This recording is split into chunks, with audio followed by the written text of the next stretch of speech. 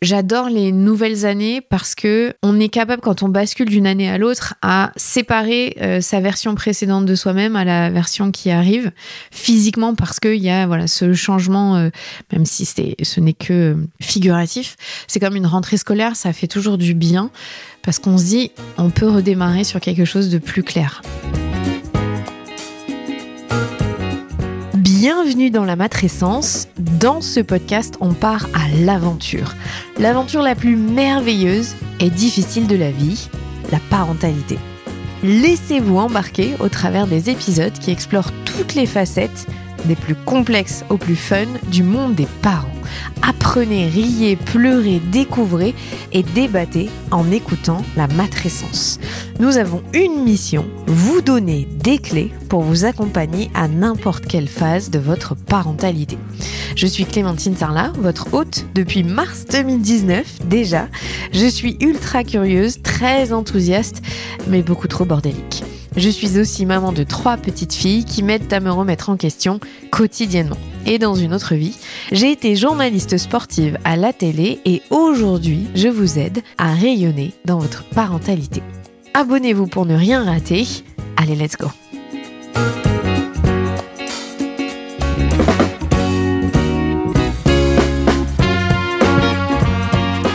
Bonne année de vive voix, c'est le début de cette année 2025, déjà un quart de siècle des années 2000. Ouf, ça met une petite claque quand même.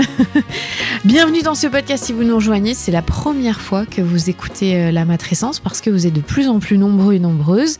Je dis nombreux parce que oui, il y a des papas et heureusement, peut-être même des tontons, des grands-pères, des cousins qui écoutent. Donc ça veut dire que les hommes s'impliquent de plus en plus et ça, on est ravis. Donc 2025, j'espère que ça va continuer sur cette trajectoire.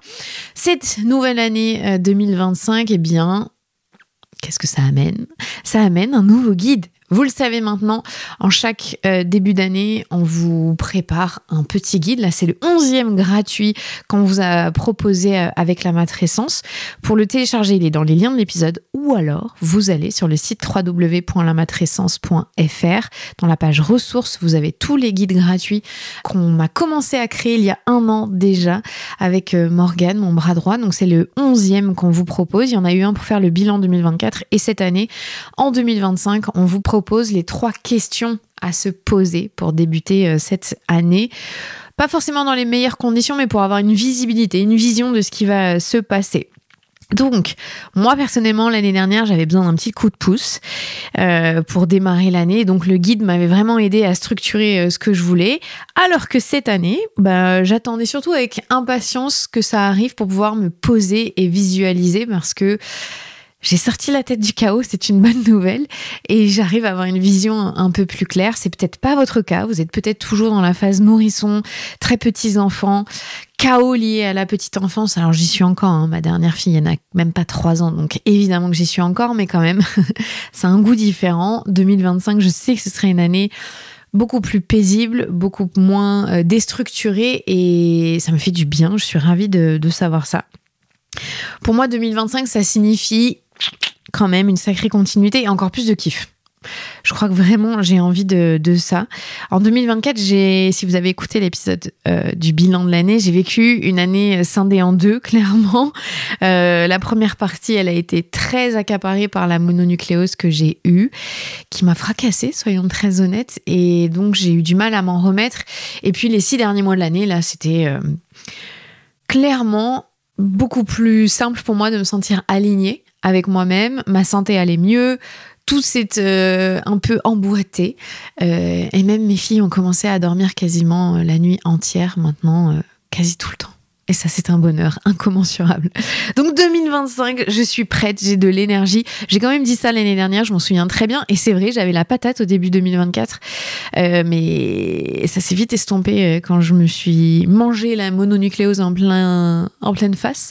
Donc je ne sais pas ce que tu m'en réserves 2025, mais je crois que je suis prête. Alors, petite précision, si vous ne ressentez pas du tout l'excitation que j'ai moi-même au micro dans vos oreilles, franchement, je compatis parce que entre 2022 et 2023, à aucun moment j'ai ressenti de l'excitation. J'étais dans une période très très noire de ma vie.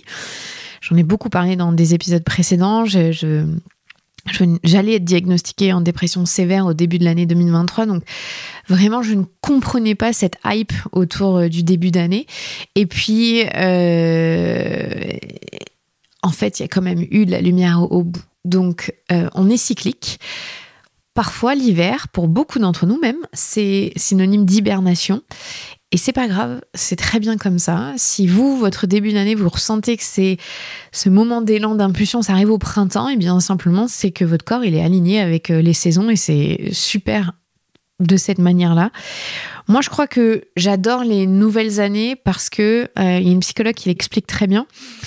On est capable, quand on bascule d'une année à l'autre, à séparer sa version précédente de soi-même à la version qui arrive physiquement parce qu'il y a ce changement, même si ce n'est que figuratif.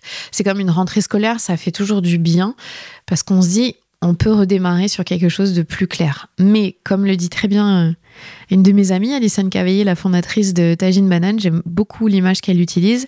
Elle dit des trains, il en part tous les jours. Donc si vous avez envie de prendre un train qui vous emmène vers un nouvel élan et que c'est pas au mois de janvier, mais que c'est au mois de février, avril, mai ou que c'est dans 2 semaines, eh bien c'est parfait ainsi. Je veux vraiment pas donner de la culpabilité ou de la pression. Au contraire, c'est plutôt là un outil qui va vous permettre de prendre un peu de recul et d'avoir de la clarté sur ce qui va se passer en suivant, parce que c'est important. Quand on a des enfants, on est tout le temps un peu dans cette roue du hamster et on a besoin de faire pause de temps en temps. Donc, on va vous guider dans cet épisode, moi incluse, parce que j'aime beaucoup faire cet épisode, pour lever ce brouillard qu'on peut souvent ressentir, surtout dans les débuts de la parentalité. Et donc, n'oubliez pas de télécharger le guide qui va vraiment vous aider. Si vous avez un iPad, vous pouvez écrire dessus, mais c'est mieux de l'imprimer pour poser au clair ses pensées au stylo. Vous allez voir, il est top. Donc, il y a 3 questions à se poser pour démarrer 2025. J'ai du mal à dire 2025.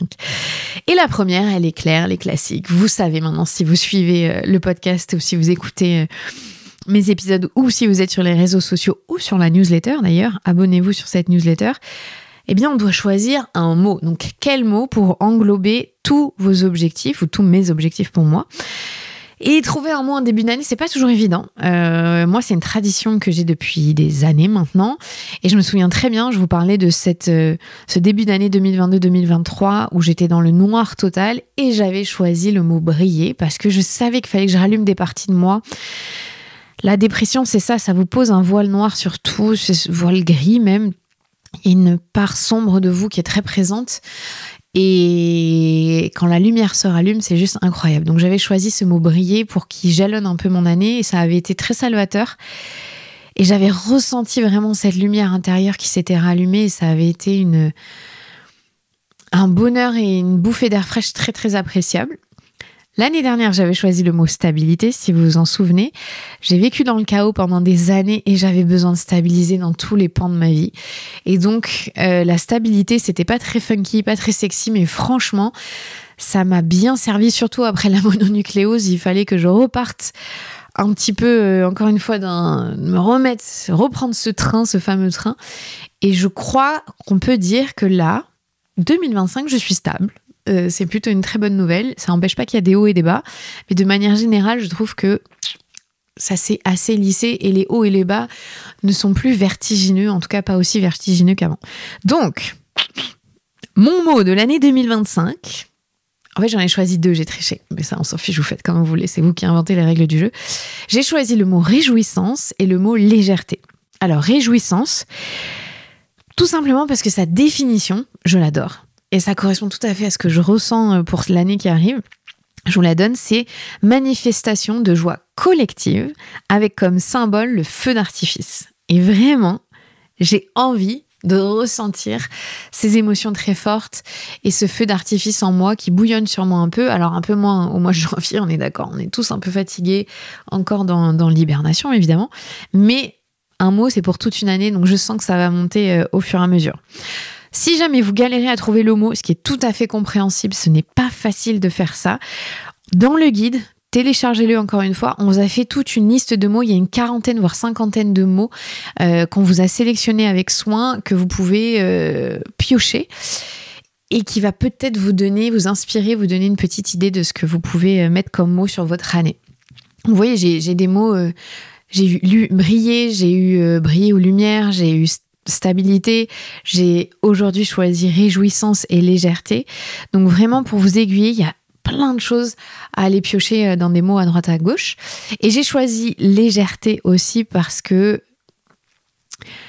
pour moi, ça a été très dur les périodes de postpartum. Ça a été très dur l'organisation avec 3 enfants, la lourdeur de ce que ça veut dire d'avoir une famille à 5.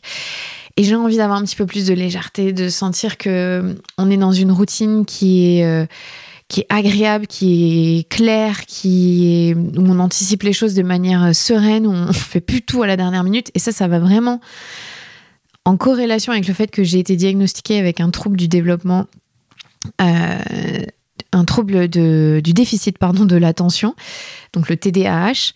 Et avoir cette légèreté pour ne plus tout faire au dernier moment et donc avoir cette stabilité, je crois que c'est ce qui me correspond, ce dont j'avais besoin. Et la réjouissance, clairement, je sais pas, il y a le mot joie, il y a le mot jouissance, il y a le mot partage collectif, du coup, à l'intérieur dans la définition. Et j'ai hâte. Alors, quand vous choisissez ce mot, en fait, ce mot, il doit rentrer dans 3 catégories. Pour votre santé, voilà pourquoi j'ai choisi aussi la légèreté et la réjouissance. Ça serait bien que les maladies m'épargnent. Pour votre vie professionnelle et pour votre vie personnelle, vos relations personnelles. Donc ce mot, voilà, il englobe 3 pans de votre vie qui sont très importants. Et c'est pour ça qu'il faut le choisir avec soin. Et je vous le dis, on a fait un petit brainstorming avec les filles qui travaillent avec moi. Et c'est pas si simple de trouver un mot qui correspond à ce qu'on veut et l'impulsion qu'on veut mettre pour une année. Donc 2025, réjouissance et légèreté pour moi. Moi, dans ma vie pro, je vais commencer par cette catégorie-là. Construire cette entreprise qui me tient à cœur, c'est vraiment ça que je veux mettre de la réjouissance dans cette trajectoire de mon entreprise. J'ai envie de profiter du plaisir de pouvoir dessiner comme je l'entends, ma façon de travailler, seule ou avec mon équipe. Donc, ça fait 1 an qu'on est sur une semaine de 4 jours. On ne travaille pas le vendredi, il est libre pour tout le monde. Tout le monde n'est pas parent dans ma société, donc c'est important pour moi que chacune ait de l'espace pour faire sa vie. Je l'ai déjà dit, c'est aussi une variable d'ajustement, surtout pour moi, quand mes enfants sont malades ou qu'il y a des grèves, ou que voilà, on a eu des déplacements aussi qui fait qu'il faut qu'on rattrape un peu plus. Mais globalement, on l'a assez bien respecté. Moi, il faut que je mette plus de réjouissance dans ce jour-là, je trouve, donc que j'organise plus d'activités pour moi qui me font plaisir, donc plus voir de copines, peut-être me faire masser ou aller faire un cours de sport, avoir vraiment cette notion que cette journée, elle est dédiée pour moi et qu'elle doit être un peu un petit feu d'artifice avant d'entamer le week-end. C'est comme ça que je la visualise en tout cas. Donc ça, c'est dans ma vision pro. On termine aussi assez tôt, à 17h, donc on a le temps d'avoir des réjouissances en dehors du travail et je trouve que c'est important. Et on travaille à célébrer à peu près tous les 6 mois. Au mois de juin, j'organise une journée entière où l'année dernière, on a fait du surf, on a fait un accrobranche, on a fait un super apéro sur un bateau incroyable au Cap Ferré et Arcachon. Donc vraiment, ça, c'était le summum de la célébration. Et là, en fin d'année 2024, on a été au hammam, on a fait un cours de sport et on a débriefé pour l'année. Donc, j'ai besoin de célébrer plus et c'est Morgane avec qui je travaille depuis 2 ans presque qui me le dit souvent que je célèbre pas assez, que je me félicite pas assez, que ça doit faire partie de mon quotidien et elle a raison. Donc, je veux plus de réjouissance de ce côté-là. C'est une intentionnalité que j'ai et c'est possible aussi, soyons très honnêtes, si vous écoutez ce podcast et vous êtes salarié et que vous ne dessinez pas, parce que dans ma vie pro, j'ai la chance de pouvoir choisir. Alors, j'ai la chance, je me la suis créée la chance et ça a plein d'inconvénients à côté aussi, mais de pouvoir avoir cette liberté d'honorer mon business et d'avoir ces réjouissances-là, je trouve ça génial. Et encore une fois, il y a plein d'entrepreneurs qui prennent pas le temps, qui vont droit au burn-out et qui regardent pas trop leur victoire ou alors qui célèbrent trop, qui travaillent pas assez. Donc, il faut trouver le bon équilibre entre ça. C'est pas toujours simple. Après, peut-être que aussi d'avoir organisé ma vie pro autour de ma vie perso et non l'inverse. Ce qui m'a donné beaucoup de liberté, ce qui m'a donné la chance immense d'être près de mes enfants dans leurs toutes petites années, c'est pas terminé. Peut-être que ça m'a coûté au niveau rentabilité, et encore c'est discutable parce qu'il y a eu beaucoup d'études qui sont sorties sur le fait de travailler 4 jours. Ça n'a au contraire, c'est plutôt ça augmente. Les pays du Nord sont très friands de ce type d'organisation de la semaine. Même ils finissent très tôt. En France, on finit très tard le travail. On est plus dans du présentéisme qu'autre chose. Même si on a cette réputation d'être des gros fainéants, je crois pas. Je pense qu'on travaille des horaires trop longs. Et ça nuit à notre vie de famille et c'est bien dommage. Mais personnellement, j'ai fait ce choix donc de terminer à 17h et de travailler que 4 jours parce que j'ai besoin de ressentir de l'envie d'aller travailler tous les jours, de pas aller droit au burn-out, de sentir que j'ai une vie en dehors du travail, que ça ne consomme pas toute ma vie. Je coupe à chaque vacances scolaires et je suis très capable de le faire. C'est pas évident et tous les chefs d'entreprise vous le diront, c'est pas simple du tout, mais c'est un choix personnel et peut-être que ça changera. Mais en tout cas, cette année, je vais toujours continuer sur cette stratégie-là. Donc, vive les réjouissances au taf. Faites-le si vous pouvez, si vous avez la main là-dessus. Je crois que c'est important. On passe un nombre incalculable d'heures au travail. Je crois qu'on oublie ça, hein. Plus qu'avec notre famille au cours de la semaine. Donc, profitons-en. Hein. Je me souviens qu'un jour, un de mes anciens chefs à France Télévisions m'avait dit, au moment où j'avais décidé de partir, que, je cite, « De toute façon, ma génération, vous ne voulez que le plaisir. » Sous-entendu, on ne fait plus aucun effort et on ne veut que de la récompense. Et moi, je suis pas du tout d'accord avec ça. Je le vois tous les jours que ma génération, celle d'en dessous, est très capable de bosser, mais aussi de profiter de sa vie en dehors. Et je crois qu'il y a certaines parties de la génération de nos parents qui ne l'a pas fait et qui attend la retraite pour pouvoir en profiter. Et je trouve ça dommage parce que la vie, c'est long et ça ne commence pas à 60 ans, ça commence bien avant. Donc voilà, ce mot-là pour ma vie pro va jalonner et les réjouissances collectives arrivent parce qu'on va faire des événements en live, parce qu'il y aura 2 retraites cette année, parce que je le fais tous les mois avec le cercle sur Patreon, on est ensemble. Parce que j'ai besoin de cette énergie du groupe et de dire que la vie, elle est cool quand même des fois. Voilà. Alors ensuite, réjouissance pour ma santé. Bon, là, clairement, j'ai stabilisé cette partie-là, mais je ne suis pas à la merci de virus. Même si c'est un des premiers hivers où on est passé au travers de tous les virus. Je touche du bois, oui, parce qu'il y a du bois. Je m'emballe un peu.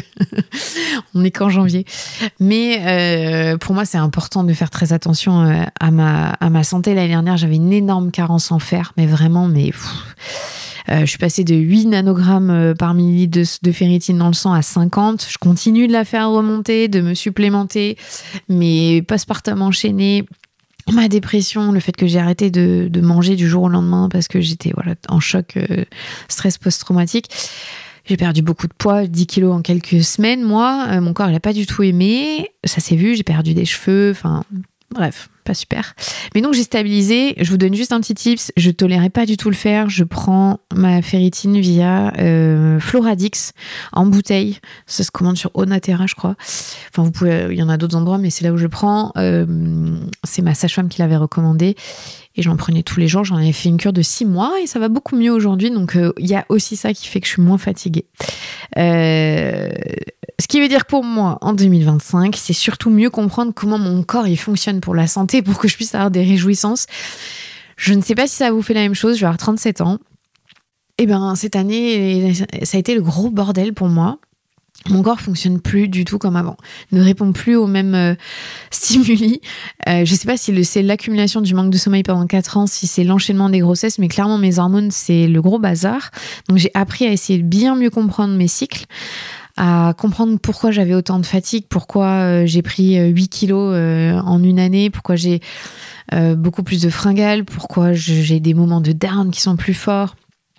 Vraiment, ça m'a tracassé cette année de plus comprendre que le sport, comme je le faisais avant, n'a pas le même effet sur mon corps. C'est dur. J'ai pris 8 kilos, je vous le disais, j'en ai reperdu une partie, mais je sais que mon corps, il a voulu me dire ralentis, stop, prends ton temps. Je lui ai fait subir beaucoup de choses en 2022-2023. Et donc là, j'ai besoin de le nourrir et de lui donner de la réjouissance, clairement, et de la légèreté aussi.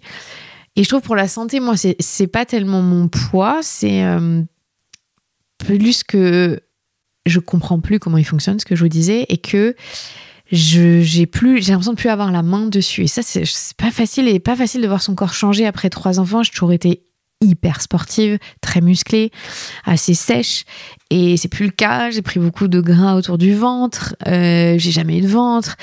Je sais que ça, c'est aussi lié à des dérèglements hormonaux. Donc, c'est dur d'être une femme dans ce monde. À chaque fois, je vois mon mari, c'est la constance. Et nous, c'est ça monte, ça descend.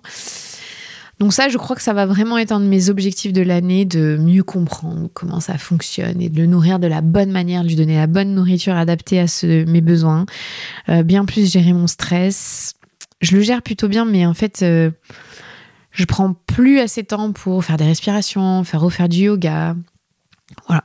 J'ai un outil qui m'aide beaucoup par rapport à ça. J'en ai jamais parlé, mais ça fait 1 an que je l'utilise. C'est la bague Oura.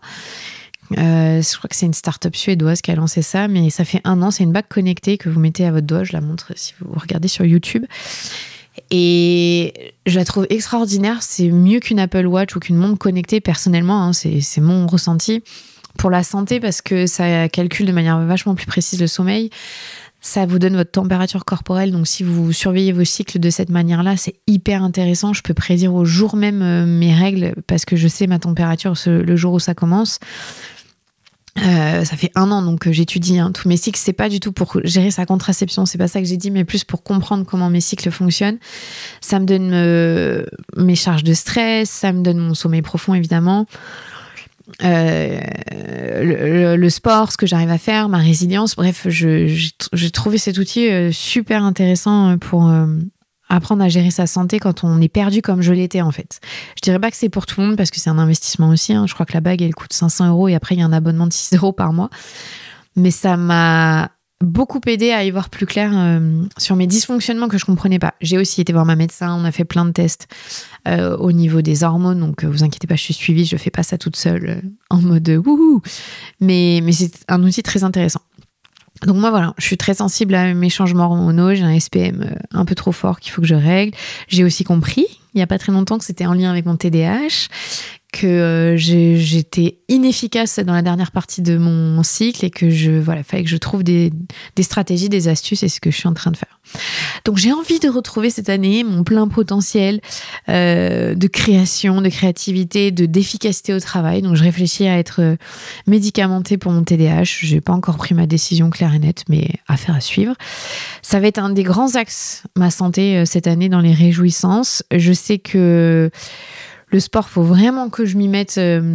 J'y suis très bien. J'y vais une fois par semaine, je vais à un cours de sport. Je fais moi toute seule avec le studio Témé, avec un autre programme. Je fais plusieurs choses avec des poids lourds et tout. Il y a pas de souci là-dessus. J'ai une névralgie qu'il faut que je soigne. J'ai soigné mon périnée l'année dernière, mais c'est plus, j'ai envie de mettre des défis. Et donc, j'ai été contactée par les équipes de l'UTMB, l'Ultra Trail du Mont Blanc. Alors, je ne vais pas du tout faire l'Ultra Trail, c'est 170 km, je sais pas quoi, un truc comme ça. Non, ils m'ont proposé de faire la petite course de 15 km et j'ai dit oui, et c'est en fin août. Et donc ça va être une de mes réjouissances de l'année, j'ai trop hâte. Et la dernière chose, ce mot, il englobe donc le plan perso. Et moi, j'avais envie de continuer à kiffer, clairement, avec mes enfants, avec mon mari, mes amis, ma famille. La vie, elle est plus douce, je vous l'ai dit maintenant. J'aime avoir 3 enfants et je crois que ça, c'est une des grandes victoires. Que ce soit une réjouissance pour moi de les regarder, même si là, pendant les vacances de Noël, c'était intense, on va pas se mentir.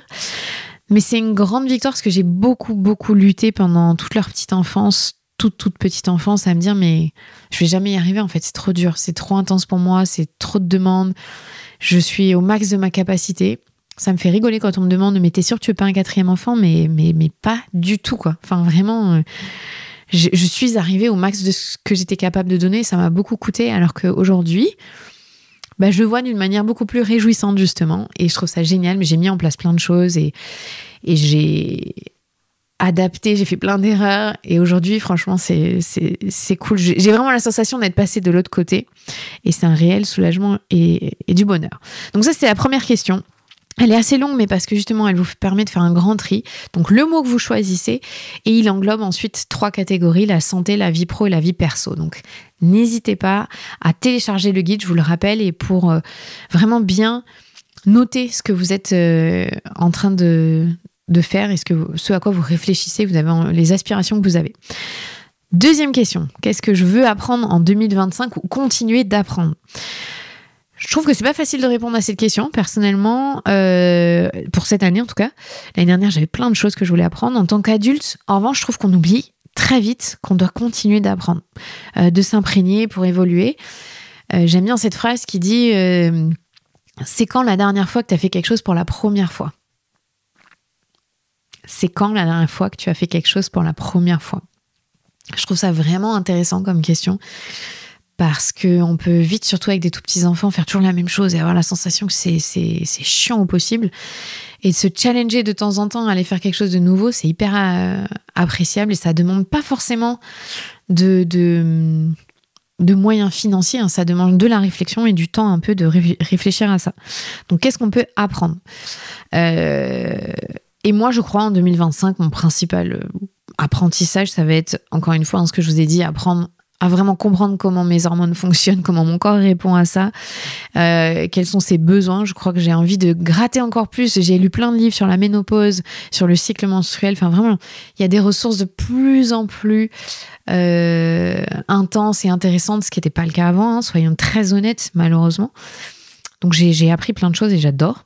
J'ai beaucoup appris côté business en 2024, mais il faut que je continue, ça me passionne. J'aurais jamais cru ça, moi qui ai une licence d'histoire, un master de journalisme, ce côté entrepreneurial, création, avoir une vision et tout, je trouve ça super, super chouette. Il y a plein de choses que j'aime pas, hein, dans cette partie-là, dans le côté administratif, mais pour tout le reste, je trouve ça passionnant de développer des idées, des produits, de les concrétiser, d'aller au bout.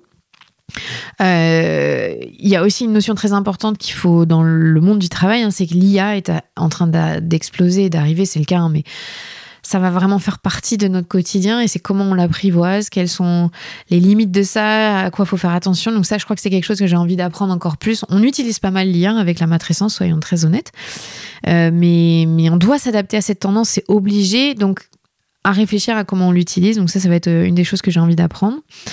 Et je pense aussi, quand même, la dernière chose qu'il faut que j'apprenne, c'est comment vivre avec mon TDAH. Je me suis acheté un carnet qui est spécifique pour les TDAH. J'essaye de réfléchir à ce qui me met en galère. J'ai lu des livres dessus, c'est très intéressant, dans les choses à actionner au quotidien. Donc ça va être ma mission de 2025, à apprendre à gérer ça et être plus efficace. C'est pour ça que je me pose la question du médicament. Quand on a un trouble du déficit de l'attention comme moi, on procrastine énormément, on fait tout au dernier moment à l'arrache, ça passe, hein, la plupart du temps, mais c'est pas génial. Vous voyez, concrètement, j'enregistre cet épisode la veille de le diffuser, c'est absolument pas idéal. Mais c'est comme ça. Et donc ça, je sais que ça va faire partie des choses que je vais mettre en place et ça va aller. Alors ensuite, il y a une deuxième partie là-dedans, dans cette question, qu'est-ce que vous avez envie d'apprendre ou continuer à apprendre? Parce que des fois, on n'a pas besoin d'apprendre quelque chose de nouveau, on a juste besoin d'approfondir. Donc, approfondissez des notions que vous avez déjà, notez-les. C'est toujours instructif de faire un petit bilan de ce qu'on a appris, ce qu'on veut continuer d'apprendre. Mais donc, la deuxième dimension à cette question, c'est avec nos enfants. Alors peut-être que vous m'écoutez, vous avez des nourrissons et que vous n'êtes pas encore dans cet apprentissage-là avec eux. Encore que, ils peuvent nous apprendre des choses sur nos émotions, les nourrissons. Mais si vous avez des enfants qui sont en bas âge, mais qui commencent à parler, à identifier des choses, c'est hyper intéressant à faire. Moi, je le fais avec mes deux grandes qui ont 7 et 4 ans. Et ma dernière, quand même, qui a 3 ans, elle suit ses grandes sœurs, donc elle m'en parle. À partir de 3 ans, je dirais que c'est possible de le faire en tout cas, et je trouve que c'est très important. On a fait avec mes filles le bilan d'année, qu'est-ce qu'elles ont appris, qu'est-ce qu'elles ont réussi à faire. C'était impressionnant de voir toutes les petites choses qui paraissent banales au quotidien, mais en fait, c'est une immense victoire pour elles. Je vais dire l'arrêt de la tétine pour ma deuxième. Franchement, c'était pas gagné, on l'a réussi. C'était l'arrêt des couches la nuit, c'était apprendre à faire du vélo. Ma grande, c'était apprendre à nager dans des grands bassins. Enfin, bref, il y avait pas mal de choses comme ça. Et donc, on a fait ensemble cet exercice. Qu'est-ce qu'elles ont appris en 2024 et qu'est-ce qu'elles veulent apprendre en 2025? C'est génial de les écouter, réfléchir, discuter entre elles. Donc, par exemple, une de mes filles, elle veut apprendre à faire le grand écart. Elle y est presque, mais voilà, elle veut apprendre à faire un saut périlleux. L'autre, elle veut apprendre à nager. Il y en a une qui veut apprendre à faire du vélo avec ses petits trous. Voilà, ma dernière, elle a posé des petits mots. Et je trouve ça trop chouette de les encourager dans leur capacité, de les valoriser en fait là-dessus. Parce que quand on a fait le bilan de l'année, on leur a dit « Ah, t'as vu tout ce que t'as appris ?» Il y a eu un sourire sur leur visage et une fierté. Et j'ai trop aimé. C'était un super moment pendant les vacances qu'on a fait ensemble. Alors moi, je vous dis pas de les inciter à se challenger pour avoir un projet, pour finir sur un projet Mbappé. Je sais pas si vous connaissez ça. Des formations professionnelles, je suis journaliste sportive, mais Aujourd'hui, il y a beaucoup de parents, notamment dans le foot, qui mettent leurs enfants au sport de haut niveau pour pouvoir en faire des stars et surtout des enfants qui vont sortir leur famille de la misère. Et je l'entends tout à fait, ce besoin-là, mais c'est au détriment du bonheur, enfin de la santé de nos enfants, en fait, de leur bien-être. Même Kylian Mbappé en a parlé dans une interview sur Canal+, dans Click, en disant, en fait, non, moi, mon père, il m'a laissé jouer et m'amuser jusqu'à ce que je décide moi-même que je voulais avoir un projet pro autour de ça et être professionnel. Donc juste challenger ces enfants, leur dire mais tu pourrais faire ça, essaye ça, et leur dire essaye de tenir tes objectifs, essaye de te dire qu'est-ce que tu dois mettre en place. Les enfants, ils sont très forts. Ma fille, elle a voulu apprendre à faire le grand écart, je disais, elle le fait 150 fois par jour. Ils nous apprennent des choses, nos enfants. Mais en revanche, voilà, les inciter à avoir cette notion de leur petite victoire, je trouve que c'est hyper important. Donc arriver à dégager une compétence que vous aimeriez acquérir pour vous, mais aussi pour vos enfants, et une activité peut-être que vous aimeriez démarrer, vous n'avez pas osé faire. Lancez-vous, allez-y, jetez-vous dans le grand bain de 2025 et incluez vos enfants. Donc ça, c'est la deuxième question, ce que vous voulez apprendre ou continuer d'apprendre. Et la dernière question, c'est comment est-ce que vous avez envie d'aborder vos relations amoureuses, amicales ou avec vos enfants.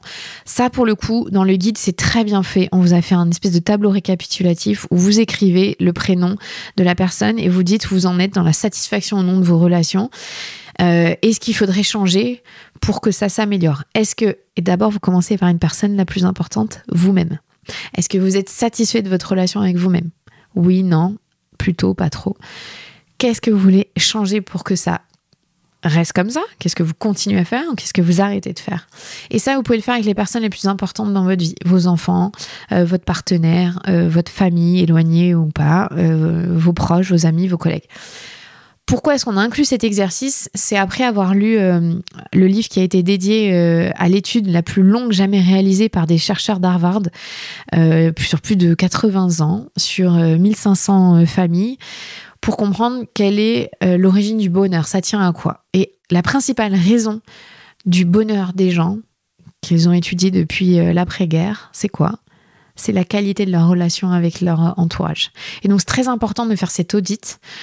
Commencez en début d'année, faites-le peut-être une autre fois dans l'année, mais parce que on dit on est la somme des 5 personnes qu'on fréquente ou quelque chose comme ça, j'ai peut-être mal cité, mais on est surtout influencé par l'état de nos relations et ça joue énormément sur notre bonheur. Donc faites ce petit exercice de savoir. Prenez votre stylo, peut-être vous êtes en voiture, peut-être vous m'écoutez en train de faire la cuisine, en train de marcher, en train de faire du sport. Je sais jamais où vous m'écoutez. Je me dis peut-être aux toilettes, je vous ai peut-être grillé. Mais sortez de là, imprimez votre guide et faites cette petite audit qui va sûrement vous révéler des choses inattendues. Moi, j'aime bien le faire. C'est un peu intriguant et un peu stressant même de se dire, attends, si je suis honnête avec moi-même, j'en suis où? Ne serait-ce qu'avec mes enfants, ne serait-ce qu'avec mon mari. Sauf que une fois qu'on a le résultat, on peut prendre ses responsabilités et agir. Et on a du pouvoir, on peut agir. Donc faites-le. Comment vous avez envie d'aborder ces relations-là? Choisissez les relations. Et ces 3 questions-là, elles sont vraiment importantes, je trouve, parce qu'elles permettent de donner une visibilité. On n'est pas là pour choisir des objectifs forcément, on est là surtout pour avoir une vision. Parfois, on se laisse un peu trop porter et on subit. Et c'est très souvent le cas quand on est parent, je trouve, on se laisse très vite emporter, sauf si on est les rois de l'organisation avec un truc militaire et on est trop fort pour ça. Et alors là, je vous salue, chapeau, moi, ça n'a pas été mon cas, ça a été un lourd apprentissage. Mais en revanche, une fois qu'on met en place ce type d'exercice, c'est beaucoup plus fluide. Donc, je vous laisse à vos stylos, à votre guide, avec ces 3 questions, votre mot. Encore une fois, je vous rappelle, on a des mots à vous suggérer dans le guide, donc si vous avez un manque d'inspiration, allez-y. Ensuite, vous avez la question de ce que vous avez envie d'apprendre cette année ou continuer d'apprendre. J'inclus vos enfants. Et la 3e question, c'est comment vous avez envie d'aborder vos relations amicales, amoureuses, familiales et ce qu'il faut faire pour qu'elles soient mieux ou pas. Peut-être qu'il faudra sortir certaines relations de votre vie, mais c'est pas grave. C'est comme ça. Votre mot de l'année, envoyez-les sur Instagram, mettez en commentaire, ou même ici sur Spotify, vous pouvez commenter. Je crois qu'Apple commence à le faire. Ça m'intéresse, j'aime bien voir vos mots parce que ça me donne des idées pour la suite. Donc allez-y, n'hésitez pas à aller faire un tour sur les réseaux sociaux. Merci beaucoup de m'avoir écouté pendant tout cet épisode. Et puis prenez soin de vous. Je vous souhaite une merveilleuse année 2025, peut-être une année douce, sans grand événement qui arrive, mais une année plutôt tranquille et qui fait baisser votre niveau de stress et qui remet votre système nerveux à flot. Et n'oubliez pas, en 2025, on lance notre première formation. Donc si vous êtes dans cette démarche-là, je pense qu'elle sera parfaite pour vous. Ça sera au printemps. Je fais un petit teasing. Et ça arrive très vite. Merci. Prenez soin de vous à vendredi. Vous venez d'écouter un nouvel épisode de La Matrescence. Merci infiniment pour votre soutien. Si vous voulez découvrir de nouvelles pépites, n'hésitez pas à aller sur le site www.lamatrescence.fr. Vous pouvez également vous abonner à la newsletter qui sort tous les vendredis. Rendez-vous également sur le site pour pouvoir vous inscrire. Ensuite, vous devez vous abonner sur votre plateforme d'écoute pour pouvoir recevoir les notifications. C'est ce qui fait grandir ce podcast. Merci infiniment et continuez de partager ce savoir autour de vous. Je sais que c'est comme ça que beaucoup des auditrices et des auditeurs ont découvert ce podcast. Alors un grand merci. Prenez soin de vous. À la semaine prochaine.